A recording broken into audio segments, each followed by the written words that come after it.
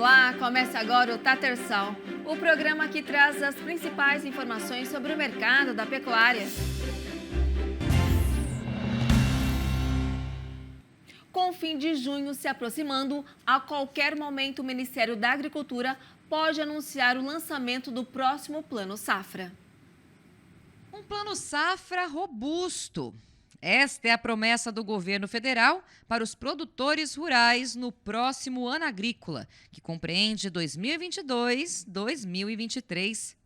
Com o contexto econômico mundial instável e os efeitos dos eventos climáticos cada vez mais sentidos pelos profissionais do campo, o crédito agrícola oficial ganha importância fundamental para o planejamento da produção. Mais do que nunca esse ano, o crédito para o setor rural ele é importante. Mais do que nunca. Quando nós observamos a alta da taxa do Selic, né, a forma de combater a inflação, nós percebemos que cada vez mais nós precisamos de uma atuação, principalmente de recursos públicos, porque quando você tem uma alta de inflação, você precisa de mais recursos para equalizar os juros. Então, nesse momento, é importante nós nos debruçarmos disso. Final de junho está aí. Nós precisamos fazer com que esse plano safra seja um plano plausível do tamanho que é o setor agropecuário brasileiro. A vigência do plano agrícola atual se encerra no fim de junho. Um plano que ficará marcado pela suspensão da tomada de crédito pelos produtores durante 4 meses do ano passado, o que atrapalhou na organização da lavoura. Esse é um dos pontos que gera grandes preocupações nos produtores. Os produtores, eles costumam concentrar suas preocupações em 2 pontos. O volume, claro, ele quer chegar no agente financeiro, no seu banco de preferência ou na sua cooperativa de crédito e ter o recurso, né, disponível.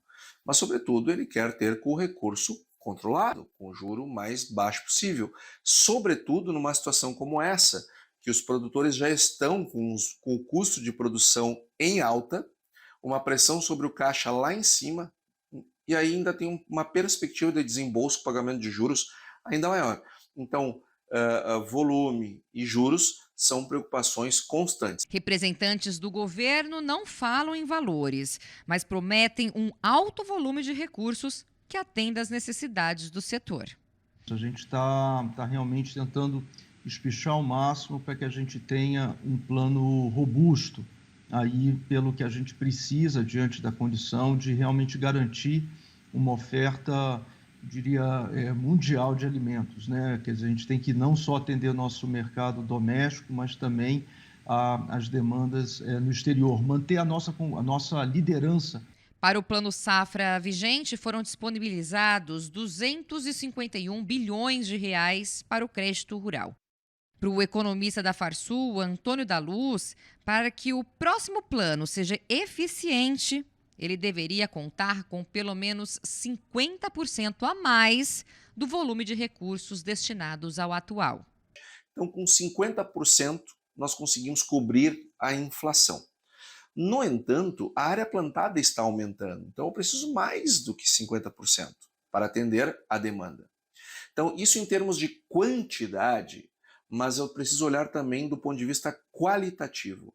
O que é um recurso do Plano Safra? Eu me refiro àquele que o juro é controlado ou aquele que está dentro do Plano Safra ou o recurso é livre? Sim, porque se o recurso é livre e o agente financeiro pode e deve, até por uma questão de custo de captação, emprestar 16%, 17%, 18%, 20%, então para que estar dentro do Plano Safra? Caso o governo anuncie o Plano Safra até a semana que vem, o dinheiro subsidiado estará disponível nas instituições financeiras em 1º de julho. Durante o Fórum Nacional de Máxima Produtividade, o presidente do SESB falou sobre os avanços da soja no Brasil. Eu queria voltar um pouquinho na história para lembrar o nosso objetivo e o quanto que a gente se sente orgulhoso em voltar a esse momento.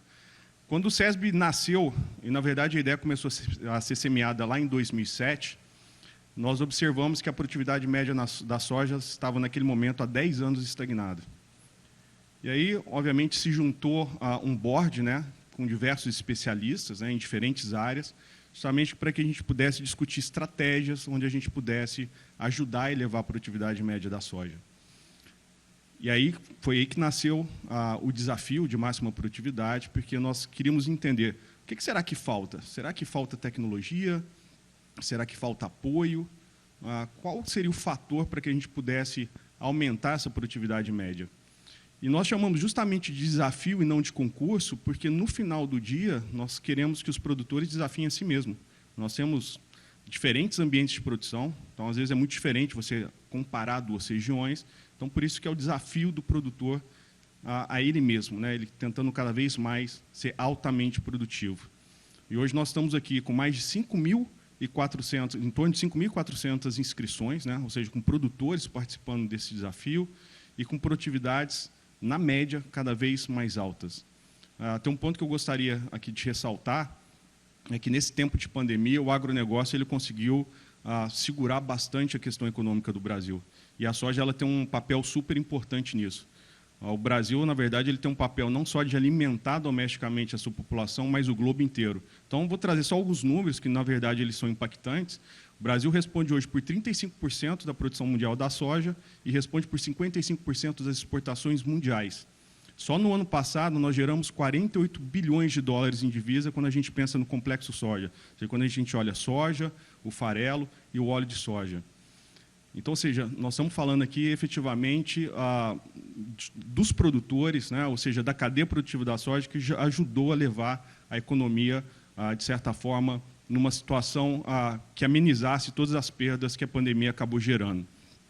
O SESB ele tem um compromisso aqui, né, são 3 pilares onde a gente apoia o nosso propósito, que é o do incremento da produtividade, da transferência tecnológica, e justamente porque a gente consiga, né, com sustentabilidade, aumentar, obviamente, a produção nacional de soja.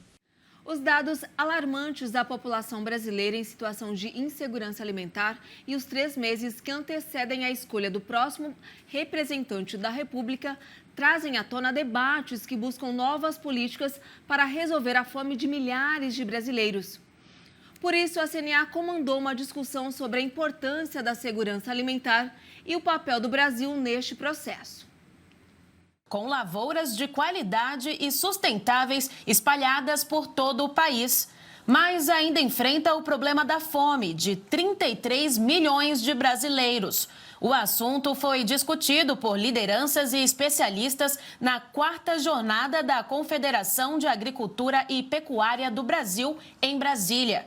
Para o presidente da CNA, não é aceitável que o Brasil sofra com essa questão. É inconcebível o Brasil ser o grande produtor de alimento do mundo, onde nós ofertamos aqui internamente uma quantidade muito boa de alimento, mas, infelizmente, grande parte da população, calculada entre 20 a próxima a 30 milhões de pessoas, passam fome. A produção, de fato, não é um problema. A combinação dos fatores climáticos, a pandemia de Covid-19 e, mais recentemente, a guerra na Ucrânia foram fatores determinantes para limitar o acesso da população aos alimentos, além de contribuir para a disparada dos preços. O principal ponto é o acesso ao alimento, que aí implica diretamente na renda.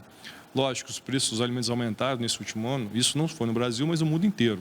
Até foi apresentado um índice da FAO, que acho que foi o maior preço, o maior índice, né, o maior valor do índice em 32 anos. Isso desestabilizou as cadeias de abastecimento, os custos de produção aumentaram muito, além das questões climáticas. Isso impacta diretamente as famílias, né, que têm um baixo poder aquisitivo e têm toda essa dificuldade. Dados do Instituto de Pesquisa Econômica Aplicada, o IPEA, mostram que a situação da insegurança alimentar vem crescendo ao longo dos anos. As regiões mais afetadas são a norte e a nordeste do país, e a população do campo ocupa a maior parcela do grupo.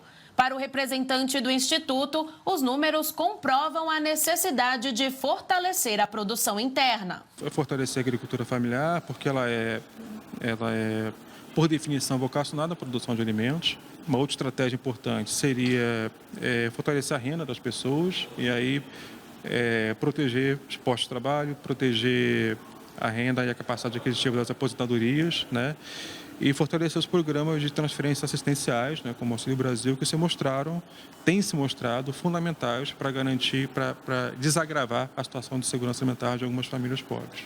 A partir do que foi debatido nesse e nos outros encontros, a CNA vai formular propostas para apresentar aos candidatos à presidência da República e aos parlamentares. A iniciativa busca trazer atenção para o setor que movimenta 27% do PIB nacional e alimenta mais de 213 milhões de brasileiros. O documento, contendo as conclusões dos debates, deve ser entregue aos parlamentares e aos presidenciáveis no próximo dia 10 de agosto.